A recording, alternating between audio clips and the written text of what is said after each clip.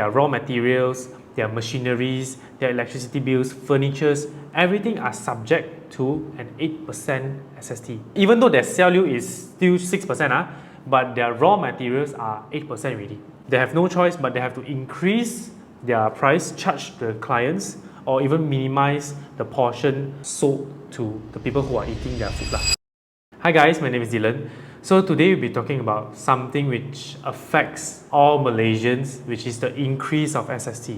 So how the increase of SST affects Malaysian consumers. So before we jump into how, right, we have to know what is SST first.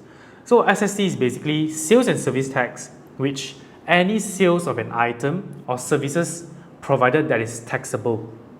Okay, example, brokerage firm, F&B, logistics, anything that reaches a certain amount, they will be taxable in terms of selling the products or services. Alright, so SST is charged by government and it acts as a revenue for our government. So starting from 1st of March 2024, the SST will be increased from 6% to 8%, right? But it excludes services like telco and F&B. As according to the government, they are ranked the lowest in the ASEAN countries when it comes to collecting SST. And by increasing the SST rate, they are expected to generate 3.4 billion in terms of revenue. So it's actually a very good thing from Malaysia's standpoint, because when our government has more money, technically our country will be more maju. However, the cost of SST, right, is actually more than just 2%. Right? Even though F&B and Telco companies, they will still charge you 6% SST, but overall the cost has increased. This is what I call the invisible cost of SST. Let me explain. So, example, you have a cafe business, right? Even though they're excluded from the increase of SST, but their raw materials, their machineries, their electricity bills, furnitures, everything are subject to an 8% SST. Even though their value is still 6%, but their raw materials are 8% already. They are being charged 8%. So if their operating expenses has increased, right, and if their price maintained constant, their profit will be lesser. So they have no choice, but they have to increase their price, charge the clients, or even minimize the portion sold to the people who are eating their food. So this is what we call a compounding effect of SST as well. So generally we can expect our inflation in 2024 to be at least 2 to 3% more compared to the previous year. So inflation actually, it's a good thing where it means that our standard of living has increased throughout the year. But is it good or bad for our property market? So from a property investor point of view, right, it's good because rental will also increase, because everything increase, rental will increase as well. So in a way, which means that your property has capital gain, while mortgage interests are expected to be as the same as 2023 because our OPR follows, still maintains at 3%. And potentially can even be lower because US are lowering their mortgage rate.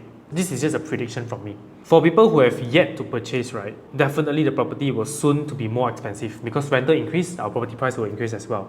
And the size of the house will generally be smaller for the same amount of money you paid a few years ago. Example, last time 3 to 4 years ago, for 500,000 you can maybe buy 900 square feet, 1,000 square feet, 3-bedder. But now you can only buy 600 square feet, 700 square feet, depends on which location you're looking at. So sooner or later, the property price will maintain the same, but the size will be smaller. Or if you want to buy something like 1,000 square feet, the price will be more expensive compared to previously.